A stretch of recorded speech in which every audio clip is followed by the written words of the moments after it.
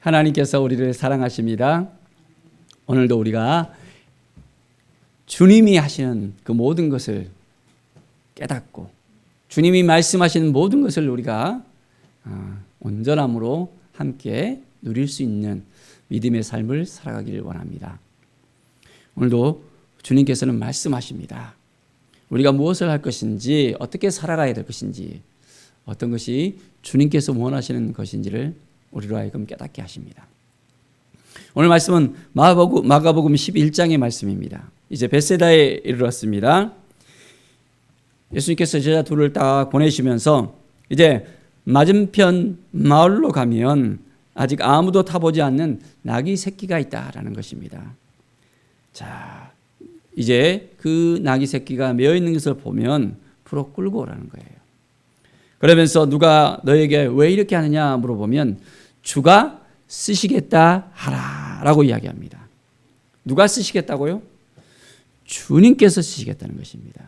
그래서 그대로 낙이 새끼를 풀고 이제 또 제자들이 예수께서 이르신 대로 말한데 이에 허락하는 것을 그대로 볼 수 있습니다.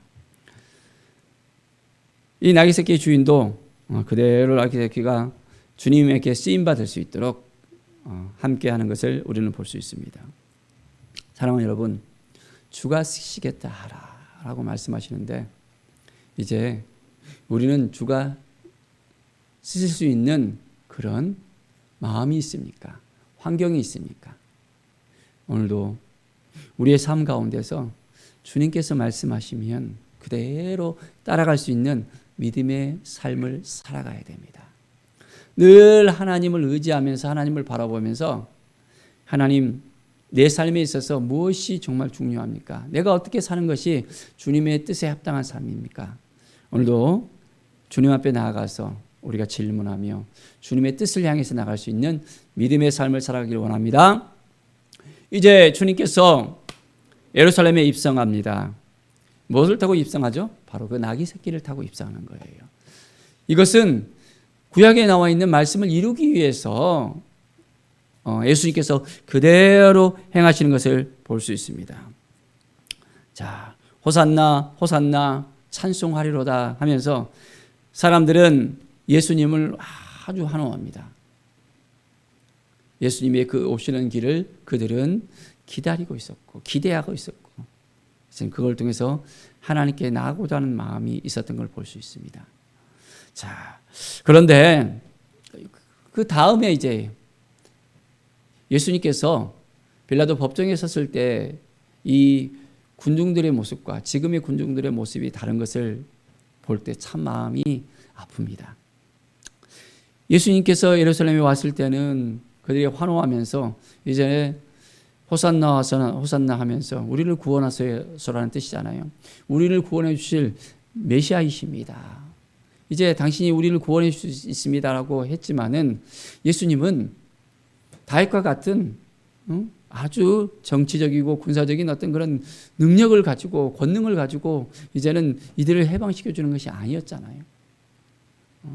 십자가의 그 길을 통해서 온 인류의 죄를 해결하기 위한 그 길을 예수님은 선택하셨잖아요. 바로 그것이 하나님의 계획이었고.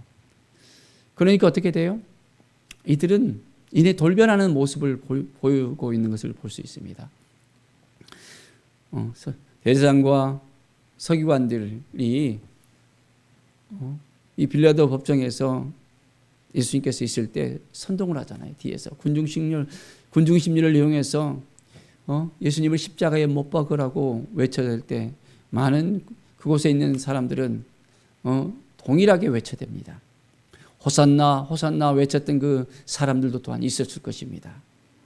참 사람 마음이 이내 바꿔진 것을 볼 수 있습니다. 사랑하는 여러분, 우리는 어떤 것을 선택해야 될지, 어떠한 삶을 살아야 될지 분명하게 결정해야 됩니다. 자, 이제 예수님께서 예루살렘에 들어가서 성전에 들어갈 때 성전 가운데서 매매하는 자들이 많이 있었습니다. 그 사람들을 내쫓으셨습니다. 돈 바꾸는 자들의 상과 비둘기 파는 자들의 그 의자를 둘러 엎으셨습니다. 성전은 매매한 곳이 아니었습니다. 그런데 어떻게 했습니까?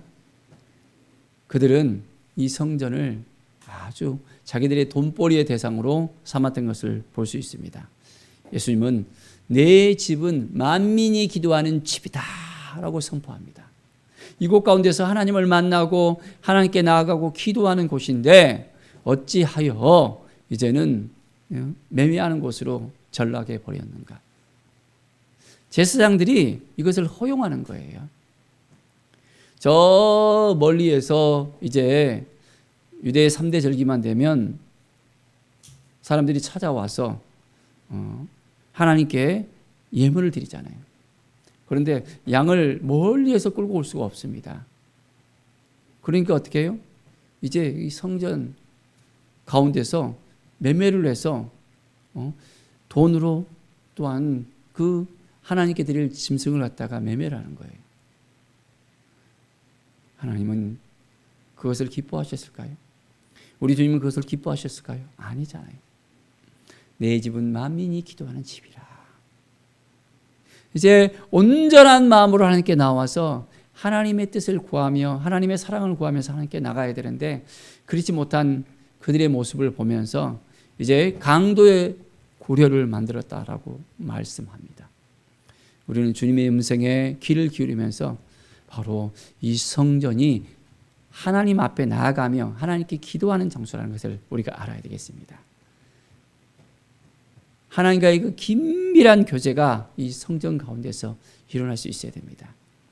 눈에 보이는 성전이 될 수도 있고요. 이제는 우리의 마음의 성전이 그렇습니다. 우리의 마음의 성전, 바로 하나님께서 거하시는 우리의 모든 삶에 있어서 우리는 늘 하나님께 온전한 마음으로 나가며 준비된 마음으로 나가며 하나님께서 기뻐하시는 삶을 살아갈 수 있는 귀한 성전으로서의 그 삶을 살아갈 수 있어야 됩니다. 오늘 온전히 주님의 그 뜻을 생각하면서 주님 마음을 가지고 나가겠습니다. 먼저 그나라의 의를 구하면서 나가겠습니다. 하나님이 도와주시는 인생을 살아가겠습니다. 라는 믿음의 고백이 넘쳐나기를 바랍니다. 자, 이제 예수님께서 아침에 무화과 나무를 지나가시면서 무화과 나무가 뿌리째 마른 것을 보았습니다. 베드로가 생각이 나서 여쭙습니다. 라삐여 보소서 저주하신 무화과 나무가 말랐나이다. 이거 나무는 전에 예수님께서 저주했던 그 나무였던 것입니다. 자, 예수님께서는 말씀합니다. 하나님을 믿으라 하면서 누구든지 이 산더러 들리어 바다에 던지라 하며 그 말하는 것이 이루어질 것을 믿고 마음에 의심하지 아니하면 그대로 되리라 라고 이야기합니다. 믿음이 정말 중요합니다. 믿음대로 되어지는 것을 볼 수 있습니다. 우리는 얼만큼 믿음으로 살고 있고 그 믿음을 통해서 이루어내고 있습니까? 자, 무엇이든지 기도하고 구하는 것은 받은 줄로 믿으라. 그리하면 너에게 그대로 되리라 라고 말씀합니다. 우리는 기도할 때 의심하면서 기도합니까? 이거 될까? 어떻게 될까? 하면서 고민하십니까? 온전히 주님께 맡겨드리고 주님이 행하시도록 믿음으로 나아가는 것입니다. 그러면 그대로 이루어진 것을 믿는 그 믿음이 역사를 합니다. 자, 우리는 온전한 믿음을 가지고 하나님께 나가야 되겠습니다. 할 수 있거든요. 무슨 말이냐? 믿는 자에게는 능치 못할 일이 없다라고 주님께서는 말씀하셨잖아요. 늘 믿음으로 온전하게 행할 수 있는 삶. 한 가지 하심, 우리가 모든 일을 할 때에도 주님께 물어보면서 주님, 내가 이것을 해야 됩니까? 어떻게 기도해야 되죠? 어떤 마음으로 나가야 되죠? 긴밀한 소통을 하면서 우리가 나간다면 주님의 음성을 듣고 우리가 온전히 주님의 마음으로서 그 모든 것을 감당할 수 있게 되어집니다. 하나님은 오늘도 우리에게 믿음을 요청합니다. 우리가 믿음으로 살아가고 말씀으로 살아가고 온전하게 믿음으로 행할 수 있는 온전한 삶을 살아갈 수 있도록 주님께서는 우리와 함께 하십니다. 자, 이제 25절에 보면 서서 기도할 때 아무에게나 혐의가 있거든 용서하라. 그래야 하늘에 계신 너희 아버지께서도 너희 허물을 사하여 주시리라 말씀합니다. 이제 용서에 대한 부분을 분명하게 이야기합니다. 우리가 기도할 때 우리에게 이제 용서받아야 될 그런 사람들이 있잖아요. 그 사람들을 혐의가 있다면 용서하라 했습니다. 우리가 용서할 때 하늘 아버지도 우리를 용서하신다는 거예요. 참 이 용서라는 것이 중요한데 우리가 용서하지 못한 부분들이 여전히 있는 것을 볼 수 있습니다. 인간들 마음속에서 아직까지 상처난 그 마음 때문에 여러 가지 힘들고 어려운 마음 때문에 미워하고 또한 용서하지 못하고 마음이 아직까지 답답하고 힘들어하는 것을 볼 수 있습니다. 평상시에는 괜찮더라도 만나서 그 얼굴을 보면 옛날 일이 생각나는 거예요. 저 사람이 나한테 저렇게 했지 하면서 용서하지 못한 마음이 막 불쑥불쑥 일어나게 됩니다. 그런데 우리 주님께서는 그 모든 것을 다 용서하라고 말씀합니다. 용서한다는 것 자체는 그 사람을 위한 것이 아니라 나를 위한 것입니다. 자, 왜 그렇습니까?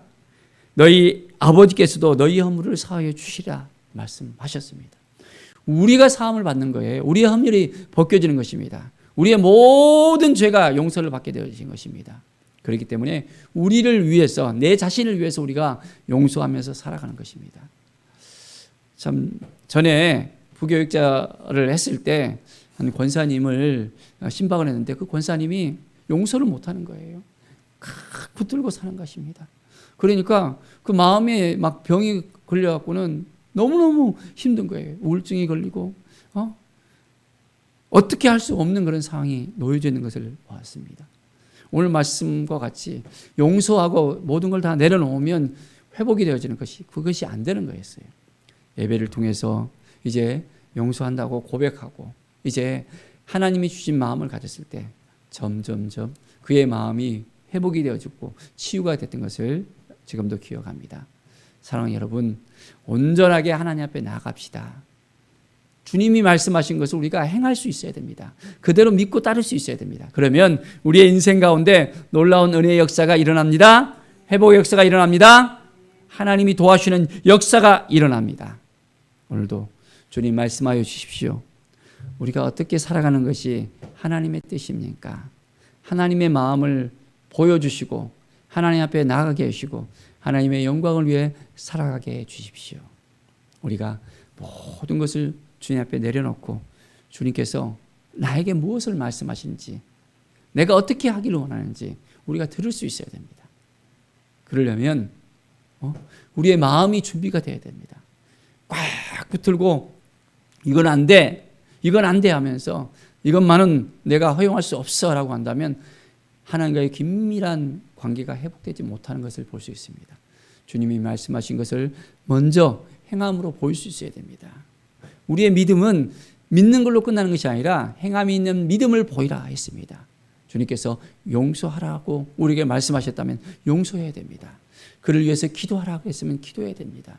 나누라 말씀하시면 나눠야 됩니다.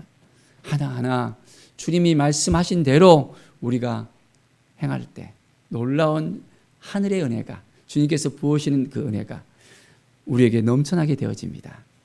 우리 주님은 30배, 60배, 100배로 우리에게 채워주시고 함께해 주시고 도와주시고 인도하시는 하나님이십니다. 우리 모든 것을 주님 앞에 다 내려놓고 주님 말씀하시면 말씀하시는 대로 행하겠습니다. 다 내려놓고 이제는 주님의 음성을 듣고 주님의 마음을 품고 나가겠습니다. 고백하는 우리 모든 성도들의 삶이 되어지기를 간절히 축원드립니다. 기도하겠습니다. 하나님 감사합니다.